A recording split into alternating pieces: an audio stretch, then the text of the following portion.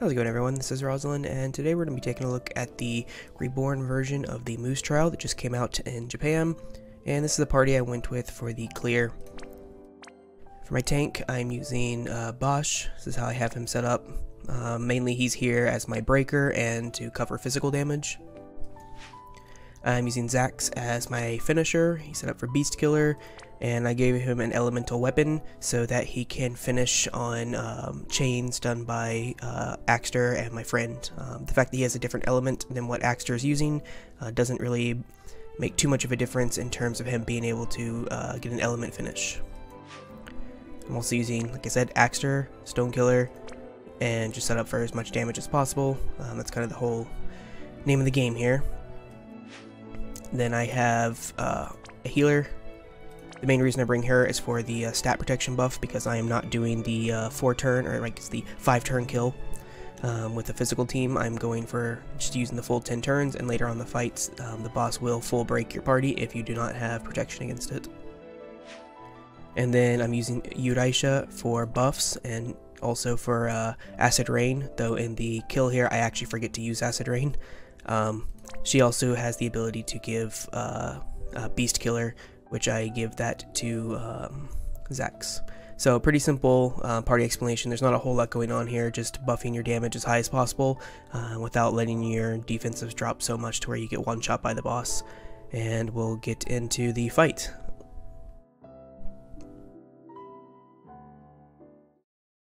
Alright, so just a quick overview of this fight, since it is pretty simple in terms of what you need to be doing here. You have 10 turns to kill the boss.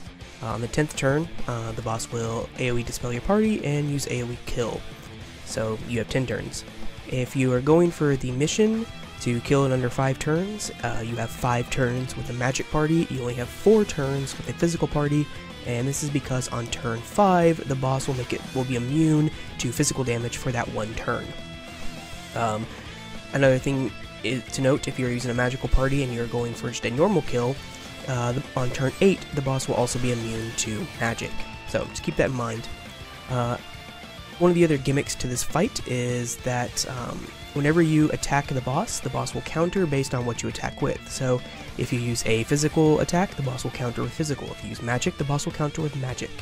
The number of counterattack hits is based on the number of abilities you used, so if you're using something like triple ability, you'll get counterattacked 3 times.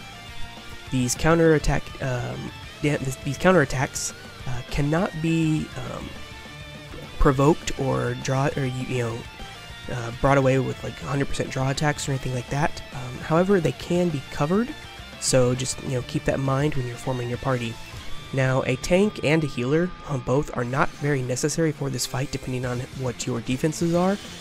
However, if you are going for a 10-turn kill as opposed to going for the 4 or 5-turn kill, then you really do want to have at least a tank and some way to heal yourself, because the damage does get pretty high midway through the fight. Speaking of the damage, you need to be wary of AoE physical as well as AoE magic attacks. They both can hit relatively hard, but it shouldn't be too much of an issue. Just make sure you're keeping the boss's attack and magic broken. You also can't break the boss's defenses, so don't even try.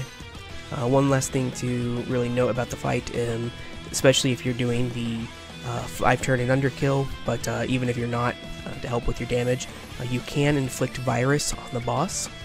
So don't do what I did and forget that you brought Acid Rain, and then also forget to virus the boss, because it will help your DPS. I recommend using it on the turn that you're going to go for the most amount of damage.